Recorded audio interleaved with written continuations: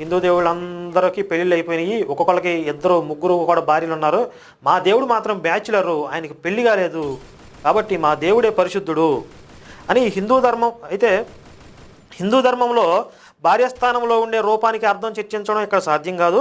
కనుక ఆ విషయాన్ని అలా ఉంచితే బైబిల్లో మొదటి నుంచి పురుషాధిక్యత భావజాలం, స్త్రీపై వివక్ష కొనసాగుతూ వస్తుంది. అసలు హిందూ ధర్మంలో దేవుడి పక్కన భార్య స్థానంలో ఉంచినటువంటి ఆ రూపానికి ఉన్న అర్థం ఏమిటి, ఆ తత్వం ఏమిటి అనేది అది వేరే సబ్జెక్ట్. దాని గురించి వేరే సందర్భంలో మనం మాట్లాడదాం.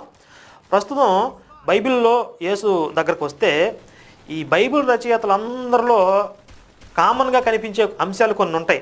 అందులో ఒకటి స్త్రీపై చిన్న చూపు, వివక్ష. అది బైబిల్ రచయితల మొట్టమొదటి నుంచి ఉన్న రచయితలందరిలో ఈ లక్షణం కనబడుతుంది.